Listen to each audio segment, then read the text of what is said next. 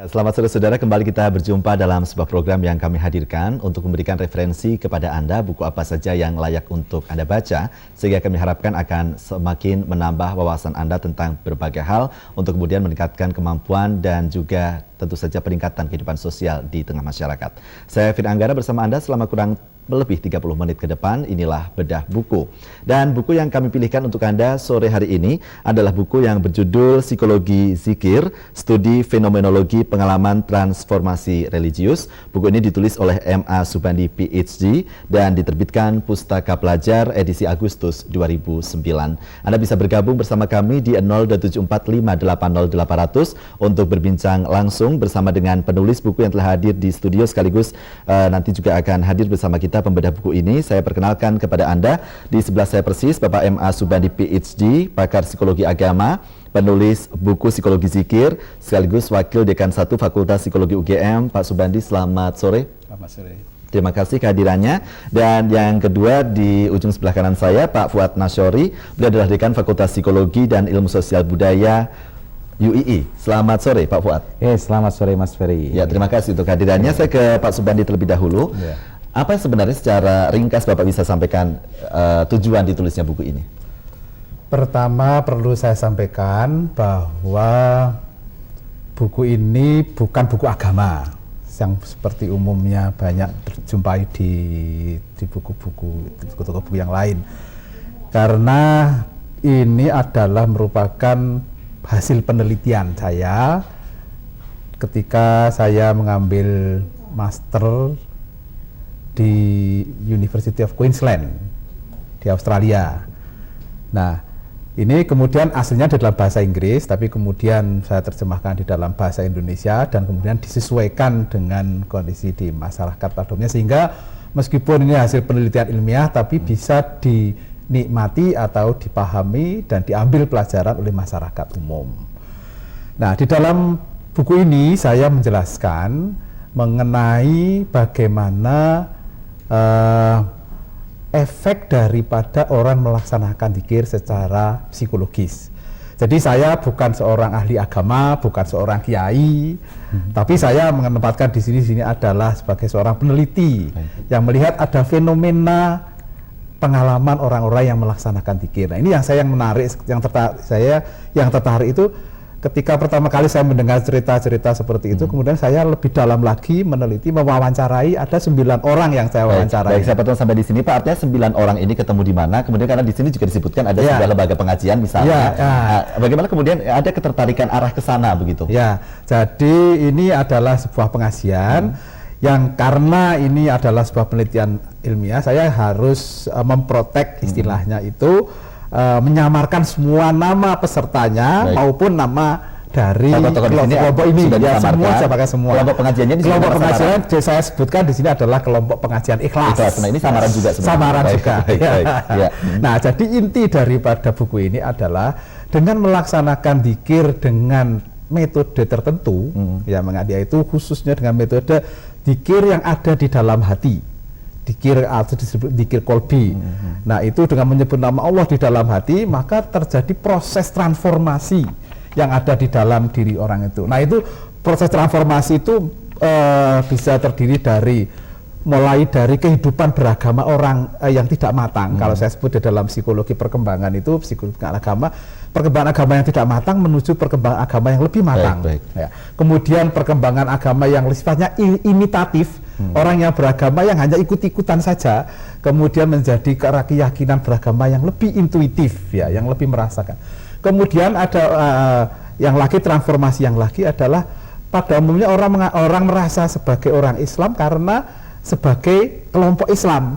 Nah, kemudian dari sini terjadi transformasi di mana orang itu merasakan keberagamaan itu justru lebih kepada Allah. Baik, kalau kita baca di buku ini ada 9 tokoh dengan kesaksiannya masing-masing. Ini sudah menjadi gambaran bagaimana sebenarnya kondisi umat di sekitar kita saat ini, yang mereka mengalami pergolakan-pergolakan dalam kehidupan religius mereka. Saya ke Pak Fuad. Buku ini apakah sudah bisa menjadi jawaban gitu? Artinya ketika masyarakat kita dalam sebuah pencarian begitu dengan judul Psikologi Zikir ini, kemudian akan memberikan pencerahan begitu. Dia membaca buku ini sudah cukup bisa langkah-langkahnya jelas begitu. Saya rasa memang buku ini sebuah karya besar begitu ya. Oke, kalau kita perhatikan buku-buku yang berkaitan dengan zikir itu umumnya ya kan pedoman zikir begitu ya. Oke, nah sekarang buku ini memberikan perspektif lain ya, bahwa kalau Anda itu melakukan aktivitas zikir maka akan banyak manfaat yang diperoleh. Oke, jadi istilah yang tadi dipakai Pak Subandi adalah transformasi spiritual begitu ya. Oke, jadi akan ada banyak sekali perubahan-perubahan yang bisa dialami oleh seseorang. Oke, misalkan hilangnya rasa keakuan begitu ya. Kemudian yang lain adalah misalkan proses pembersihan diri, penyucian diri, kemudian perasaan menjadi plong, kemudian meningkatnya kepedulian terhadap orang lain begitu ya. Ya, saya rasa ini adalah sebuah hasil penelitian yang memberikan perspektif ya yang lebih luas pada kita bahwa berpikir itu ternyata dampaknya tidak hanya terhadap diri kita, akan tapi juga terhadap kehidupan sosial kita. Baik, Pak Subandi, ini tadi kan memang ada sebuah acuan begitu pengajian yang disebut di sini pengajian ikhlas begitu. Kemudian di sini juga halaman 39 misalnya amalia zikir pengajian ikhlas ini disebutkan bahwa ada tahapan-tahapan begitu. Bapak bisa terangkan kepada pemirsa kita begitu. Artinya apa yang membedakan bahwa kemudian ketika zikir ini dilakukan dengan benar, dalam buku ini ditulis seperti itu, ada sebuah transformasi religi yang tadi Bapak singgung. Ya, kalau tadi saya sebutkan itu semua benar artinya. Kalau seperti pada umumnya orang umat Islam kalau berzikir itu setelah sholat bisa menyebutkan subhanallah, alhamdulillah, itu juga zikir dan itu benar semuanya. Tapi yang dilaksanakan di dalam pengajian ini lebih dalam lagi karena mereka mengacu kepada sebuah ayat di dalam Al-Quran surat Al-A'raf itu bahwa sebutlah nama Allah di dalam hatimu dengan penuh rasa tunduk dan rasa kedalaman. Nah, itu dari situ kemudian pengajian ikhlas ini melaksanakan zikir dengan menyebut nama Allah di dalam hati, jadi tidak di lewat lisan, di dalam hati. Nah, kemudian selain itu juga melaksanakan zikir di dalam hati itu menyebut selain nama Allah juga nama-nama Asmaul Husna, seperti Ya Rahman, Ya Rahim, Ya Malik, Ya Kudus, ya ini. Semua itu dilaksanakan di dalam hati, jadi tidak ada di dalam. Jadi saya, kalau kita melihat, kalau kita bandingkan dengan teknik-teknik yang lain, ini seperti sebuah metode meditasi. Nah, meditasi. Nah, dengan teknik seperti itulah justru kemudian terjadi transformasi. Kalau kita melaksanakan zikir secara umum, pada umumnya subhanallah, alhamdulillah, itu bagus, baik dan benar. Tapi efeknya itu masih belum begitu, tidak cepat dirasakan. Nah, kalau dengan teknik tertentu ini biasanya cepat sekali transformasi, perubahannya drastis sekali. Dari orang yang tadinya sering korupsi, mengambil milik orang lain dan sebagainya, akhirnya betul-betul bisa merasakan, ada yang merasakan perubahan di dalam dirinya. Kemudian dari orang yang tadinya itu dia menganggap dirinya yang paling benar, yang paling baik, yang paling hebat. Nah, kemudian bisa menjadikan saya itu tidak bisa apa-apa, saya tidak mengerti apa-apa, saya tidak tahu apa-apa. Nah, ini perubahan transformasi sense of self ya. Transformasi perasaan terhadap diri sendiri. Ini yang terjadi. Sehingga dia betul-betul merasakan tunduk, merasakan rendah, merasakan di hadapan Allah. Itu ada dialog Pak dengan masing-masing ada Mas Santi, ada Sugeng dan sebagainya. Berapa lama mereka sebenarnya mengalami perubahan transformasi itu? Perubahan itu bisa ada yang dalam waktu cepat, ada yang bisa dalam waktu lambat, tergantung dari intensitas mereka melaksanakan zikir itu. Nah, ada yang begitu cepat sekali, kemudian langsung begitu melaksanakan zikir, kemudian perubahan itu dalam waktu seminggu, 2 minggu terjadi. Nah, biasanya memang ada prosesnya itu. Nah, perubahan pertama itu biasanya drastis sekali, sehingga kadang-kadang membuat semacam ketidakseimbangan di dalam diri partisipan penelitian saya itu. Saya coba ke Pak Fuad. Jadi di tengah modernisasi sekarang ini problem yang memang dihadapi banyak orang begitu. Karena di sini juga ada tokoh misalnya, saya agak-agak lupa, tapi ada pencarian. Mereka kan ini dengan pencarian keagamaan, pemahaman. Dalam pencarian itu kadang orang dikhawatirkan atau mereka khawatir sendiri penemuan benar dan salah mana yang harus dilakukan dan sebagainya, mempertanyakan kembali ayat-ayat dan sebagainya. Secara psikologis tadi Bapak juga menyebutkan agar di awal sering terjadi goncangan begitu ya, terlalu hebat begitu. Seperti apa yang bisa dilakukan di sini? Secara psikologis Bapak melihat. Jadi saya rasa memang orang-orang yang ada di dalam buku ini ya, kayak yang menjadi subjek penelitian Pak Subandi maupun mungkin dalam kehidupan masyarakat, kita melihat bahwa memang banyak orang itu yang ingin untuk menjadi manusia yang baru gitu ya.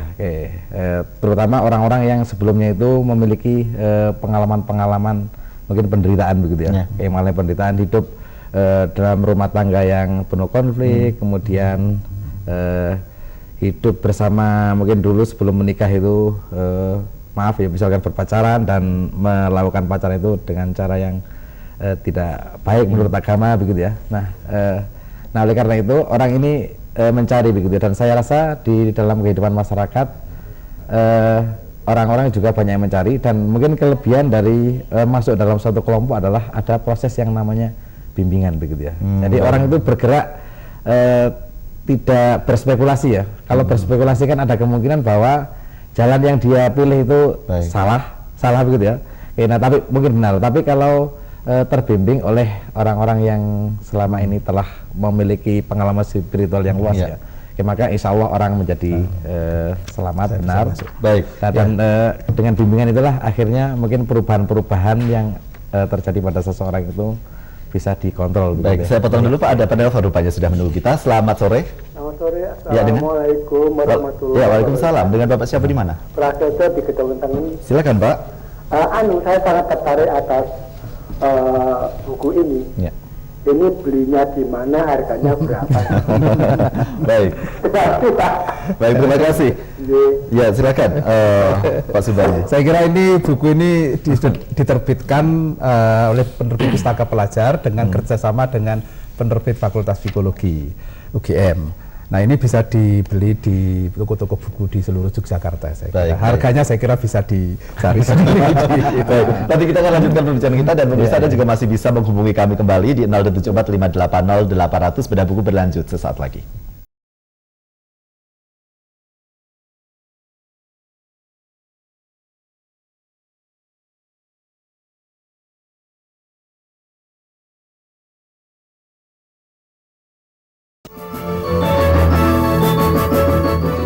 Saya Nina Tama, saksikan TVRI Jogja hanya di 22 UHF.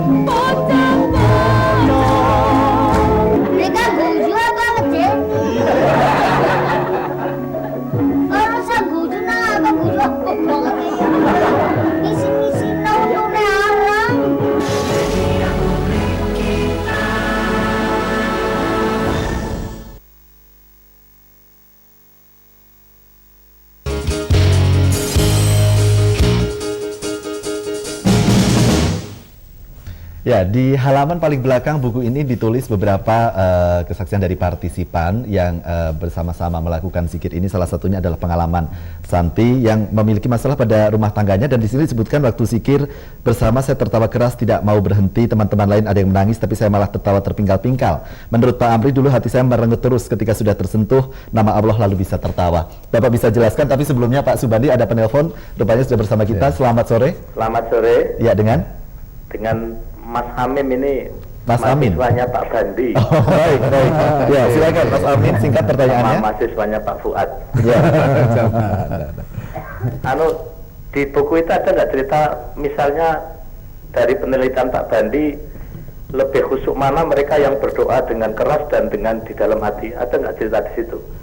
Baik. Yang kedua, kaitannya psikologi zikir ini dengan psikologi sabar itu gimana Pak Bandi? Terima kasih. Baik, ya. Silakan Pak Bandi. Terima kasih Mas Amin. Jadi dalam penelitian ini saya hanya mengadakan penelitian khusus pada kelompok pengajian ikhlas yang melakukan zikir dengan cara diam, artinya dalam hati, tidak dengan bersuara. Tetapi ada zikir juga yang dilakukan dengan cara dengan suara, dan ada juga yang menggabungkan dengan ada musik juga, ada musik, ada ini dan sebagainya. Nah itu saya tidak melihat mana yang lebih khusyuk atau lebih. Tapi saya pikir itu adalah individual. Artinya ada orang lebih cocok dengan zikir di dalam hati saja. Tapi ada juga orang yang harus dengan suara karena sulit berkonsentrasi seperti itu. Nah itu yang pertama. Kemudian yang kedua, hubungannya dengan sabar. Tentu saja biasanya dalam banyak kasus di sini yang saya teliti adalah dengan zikir seperti ini biasanya lebih bisa bersabar, lebih bisa menahan amarah, bisa lebih tawakal terhadap apa yang menimpa dirinya. Nah termasuk tadi yang berkaitan Santi, dengan kasus ya. Santi tadi itu. Jadi Santi ini adalah seorang dokter, seorang ibu rumah tangga, tapi juga seorang dokter. Nah kemudian ternyata beliau ini suaminya selalu minta kawin lagi. Nah, tiap kali, tapi sebenarnya sudah tidak mau, tapi akhirnya terpaksa sekali dia harus menandatangani, dia mau suaminya kawin lagi. Akhirnya suaminya menikah lagi. Nah Bu Santi ini, Bu Dokter Santi ini kemudian dia jadi depresi, betul. Dia merasa sedih dan sebagainya sehingga dia tidak selalu menangis di dalam hati. Nah, kemudian dia mengikuti amalia zikir dengan metode seperti ini. Kemudian terjadi keanehan. Jadi biasanya kalau orang melaksanakan zikir dengan metode ini, itu biasanya justru merasakan sedih, merasakan banyak dosa di hadapan Allah, kemudian menangis dan sebagainya. Tapi justru malah subjek ini, Pak Bu Dokter Santi ini malah tertawa, tidak bisa ditahan. Dia ingin tertawa terus seperti itu. Nah, di situ kemudian pentingnya ada pembimbing tadi, ada pembimbing yang memberikan informasi apa yang terjadi. Oh, kemudian menurut pembimbingnya itu mengatakan, oh dulu hatimu itu selalu sedih, dulu hatimu itu selalu merengut. Ya, nah dengan zikir hatimu sekarang tersenyum, bisa tertawa, nah, sehingga kemudian bisa tertawa. Nah ini yang saya katakan tadi, kemudian terjadi transisi, terjadi ada proses perubahan drastis. Awalnya begitu, tapi lama kelamaan ya zikirnya biasa juga. Jadi di awal-awal itu untuk mencari keseimbangan terjadi sesuatu hal yang keanehan macam-macam. Tapi kemudian terjadi keseimbangan lagi, bisa normal kembali. Baik, saya coba di sini. Oh, ada penelpon rupanya. Selamat sore. Halo. Ya. Halo. Halo. Ya, Ibu, selamat sore. Dengan Ibu siapa di mana? Ibu Nuni. Ibu Yuli. Ibu Nuni. Ya, silakan Ibu, bisa lebih keras lagi bersuara. Saya kok. Assalamualaikum warahmatullahi Waalaikumsalam. wabarakatuh. Waalaikumsalam warahmatullahi wabarakatuh. Tertarik dengan itu tadi, bukunya itu. Terus tadi pas waktu ada yang tanya beli di mana, saya menilai pas keluar gitu. Terus tadi saya mau tanya belinya di mana tadi. Oh, baik. Ya, makasih. Assalamualaikum. Waalaikumsalam. Ini bisa didapatkan di semua toko buku? Ya, saya kira begitu. Ada ya. Ya. Jadi sudah terdistribusi dengan baik, tidak perlu khawatir. Terutama di sosial agensi sebagai bukunya buku. Baik. Jadi untuk pemirsa, Anda bisa dapatkan buku ini di toko-toko buku karena sudah terdistribusi di sana. Di halaman 102 misalnya ada pengalaman Sugeng yang menyebutkan bahwa rasanya seluruh pori-pori atau sel-sel tubuh itu ikut zikir, yang menyebut nama Allah tidak hanya di hati, tapi dari ujung kaki sampai ujung rambut ikut menyebut nama Allah, tidak ada putusnya. Saya ke Pak Fuad, pencapaian seperti ini kan tentunya masing-masing individu berbeda begitu. Ya. Bagaimana menerjemahkan ini ke masyarakat secara umum begitu, bahwa ketika sudah tepat melakukannya, ini memang bisa sampai pada yang seperti dirasakan oleh tokoh Sugeng ini? Oke, jadi memang pengalaman satu orang dengan yang lain itu berbeda-beda begitu ya. Nah, tapi termasuk yang dialami oleh Mas Sugeng ini. Nah, tapi mungkin satu hal yang penting untuk digarisbawahi adalah bahwa pengalaman-pengalaman yang dirasakan oleh orang-orang yang berzikir itu selalu relevan dengan kehidupannya. Jadi kalau kehidupan seseorang itu dipenuhi dengan permasalahan-permasalahan rumah tangga, maka pengalaman-pengalaman yang diperoleh itu juga akan memiliki relevansi dengan kehidupan rumah tangganya itu ya. Mungkin kalau tadi disebutkan contoh Dokter Santi itu, maka dia juga memiliki pengalaman-pengalaman, termasuk artinya dia selama ini menghayati penderitaan yang luar biasa dan kemudian tiba-tiba memperoleh pencerahan bahwa dia itu bisa lepas begitu ya, bahkan mungkin bisa sampai tertawa, terpinggal-pinggal begitu ya. Nah, oleh karena itu ini untuk menunjukkan bahwa ada relevansi dengan kehidupan pribadi seseorang. Dan saya rasa kalau warga masyarakat kita memilih untuk berzikir, maka insya Allah nanti ya Tuhan itu sebagai yang menguasai kehidupan kita ini ya, akan membantu kita untuk memecahkan persoalan-persoalan kita itu begitu ya. Baik, tapi di satu sisi begini juga benar adanya hambatan untuk transformasi religius, Pak ya. Ada makhluk halus begitu. Ya. saya agak bingung. Ya. Menerjemahkannya seperti apa begitu?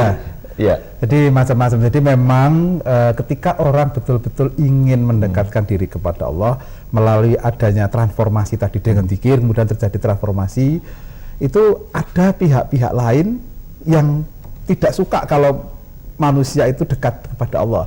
Maka diusahakan dengan cara macam-macam untuk mencegah supaya dia tidak melakukan zikir lebih lanjut seperti itu.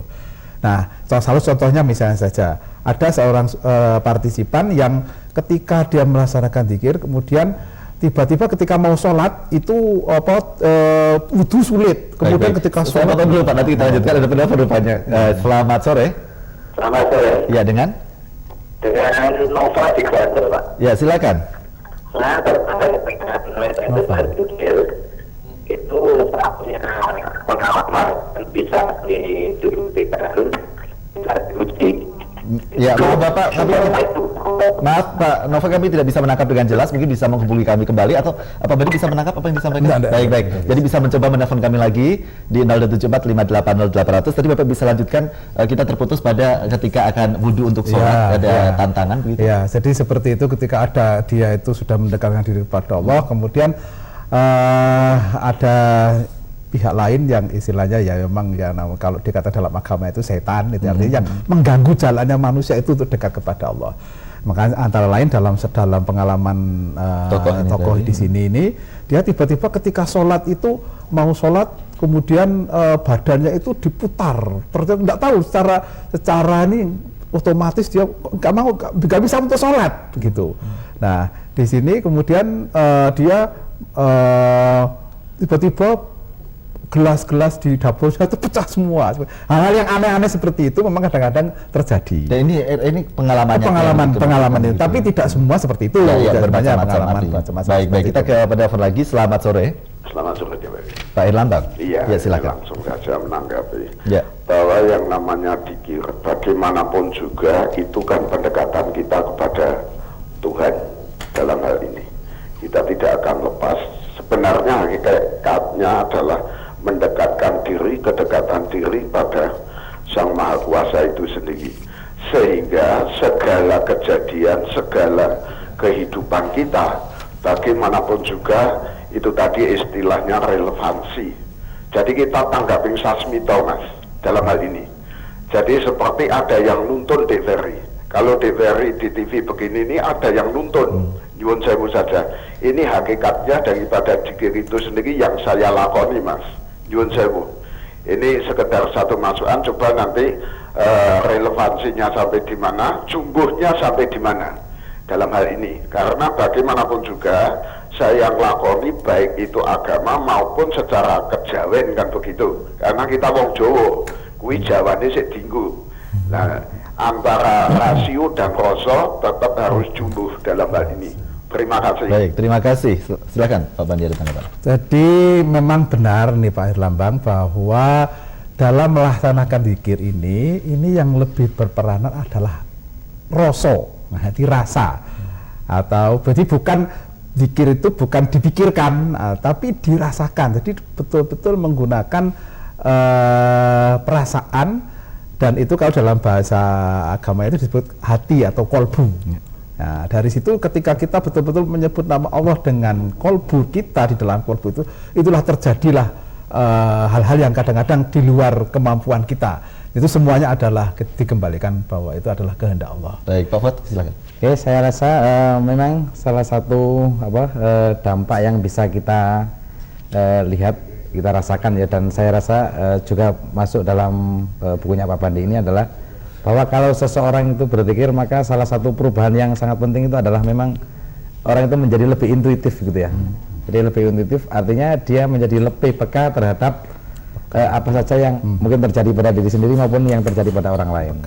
Kalau saya boleh memberikan contoh, ada salah seorang subjek itu yang menceritakan bahwa dia menjadi seorang dokter gitu ya. Dan ketika dia waktu itu tidak mempunyai kesempatan untuk mendiagnosis secara dengan cara-cara umumnya para dokter melakukannya, maka dia menggunakan intuisinya. Dan ternyata dia dugaannya yang berdasarkan intuisi itu setelah dicek dengan metode-metode yang umum pada kedokteran itu benar begitu ya. Nah, jadi ini untuk menunjukkan satu hal bahwa kekuatan dari zikir ini adalah memang meningkatkan rasa tadi ya, atau kemampuan seseorang itu untuk tanggap, peka terhadap apa-apa yang terjadi di lingkungannya. Baik, kita sapa penelpon kembali. Selamat sore. Selamat sore. Ya, dengan? Assalamualaikum. Waalaikumsalam. Zainal di Pak Zainal. Ya. Ya, silakan Pak. Untuk Pak Fuad dan Pak Subandi. Ya. Ya, saya belum baca ini, tapi saya rasa kalau lihat deskripsi dari narasumber yang ada di depan ini, kita teringat ketika kita sedikit mengkaji kitab-kitab kuning yang kaitannya dengan sholat, dengan zikir itu. Di sana dikupas bagaimana teknik, bagaimana rasanya kalau kita masuk. Artinya masuk secara mendalam tentang apa yang kita lakukan itu. Jadi ada semacam kontak. Ini sebenarnya banyak-banyak literatur yang sudah mengkaji ini, cuman penyajiannya tidak populer dan mungkin bagi Pak Fuad dan Pak Subandi nggak ilmiah mungkin itu. Nah ini disertifikasikan dan ada contoh-contoh kasus mungkin tadi yang seperti diceritakan itu. Ya. Jadi sebenarnya bagaimana ide-ide itu bisa digali ketika kita ada di pesantren, dan itu ada kalau di Jawa Tengah di Pekalongan itu ada Torekoh ya namanya ya.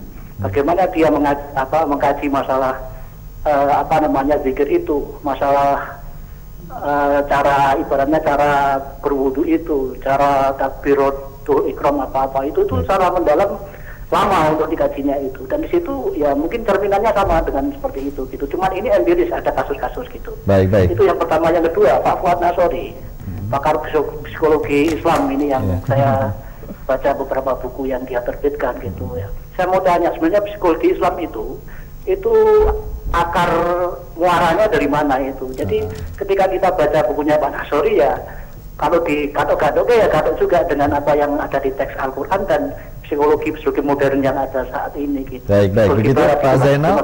Baik, terima kasih telah menelpon kami. Selamat sore. Silakan. Saya ke Pak Bandi dulu. Ya. Terima kasih Pak Zainal. Jadi apa yang dideskripsikan di dalam buku ini adalah merupakan pengalaman empiris yang sekarang ini. Nah, sedangkan apa yang ditulis di kitab-kitab kuning itu ataupun buku-buku agama yang lain itu sebenarnya juga sama, hasil dari pengalaman penulis-penulis dahulu, para ulama zaman dulu. Nah, oleh karena itu ini adalah sesuai dengan konteks kekinian yang sekarang ya. Nah, itu jadi relevansinya yang sekarang ini yang penting, sehingga kemudian di sini memang betul tadi dikatakan bahwa ini mirip dengan tarekat-tarekat yang ada di pesantren-pesantren itu. Cuman memang kelompok pengajian ini tidak mengatakan ini seperti tarekat, tapi saya sendiri melihat bahwa memang ini mirip dengan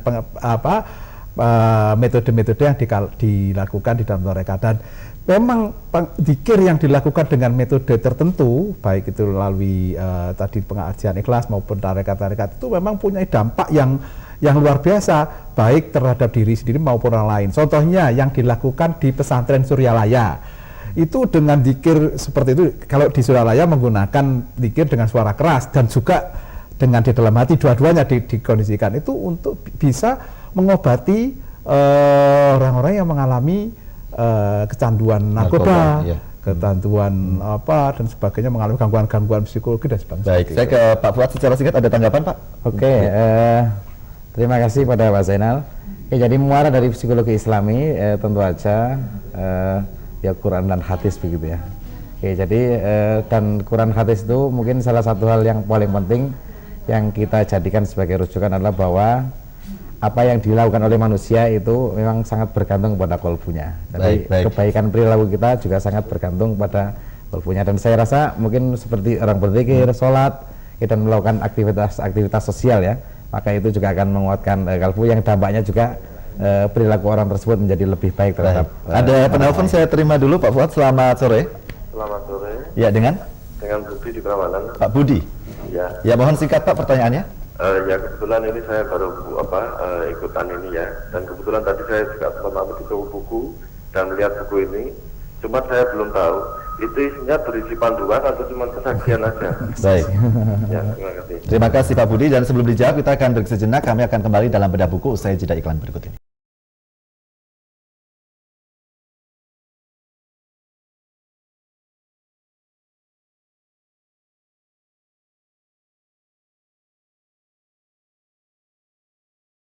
Pilihanku. Halo, selamat malam. Selamat malam Mbak Yuli. Selamat malam Pak. Perasaanku saja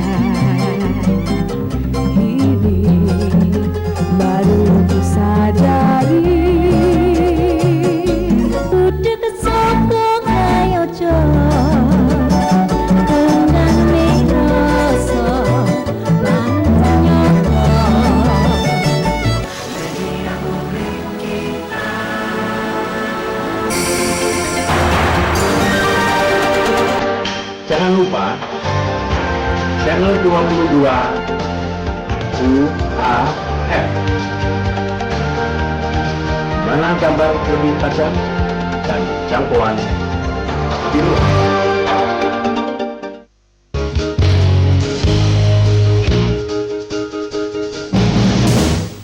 Ya, kita langsung akan menjawab pertanyaan penelpon kita tadi. Bagaimana, apakah buku ini bisa menjadi acuan juga atau seperti apa hanya gambaran? Jadi seperti saya sampaikan di awal tadi bahwa buku ini bukan buku panduan dzikir seperti yang ada di buku-buku yang lain. Buku ini merupakan karya ilmiah yang merupakan hasil penelitian. Kalau dikatakan kesaksian tadi itu, tapi ya ini pengalaman-pengalaman bagaimana orang berproses di dalam kehidupannya. Proses transformasi, proses perubahan keagamaan, proses perubahan kehidupan dalam sehari-hari, perubahan keyakinan dan sebagainya. Baik. Nah itu dengan setelah melaksanakan dzikir dengan teknik yang ada di pengajian ikhlas. Karena tadi Bapak sebutkan di karya ilmiah dan banyak yang kemudian disamarkan. Bagaimana ketika masyarakat misalnya membaca dan tertarik untuk ikut dalam pengajian ikhlas ini? Gitu? Saya kira nanti bisa menghubungi secara personal saja karena kode etik ilmiah saya tidak boleh mengatakan ini di sini, ini di sini. Orang ini namanya ini hasil seperti ini tidak boleh. Jadi saya harus ini silakan saja kontak saya di nomor 081 392 391 875. Baik, kita masih ada sedikit waktu. Pak Fuad, secara singkat apa yang bisa Bapak sampaikan kepada pemirsa kita untuk bisa menghayati psikologi zikir ini yang tepat? Oke, saya rasa memang zikir ini sasarannya adalah hati ya.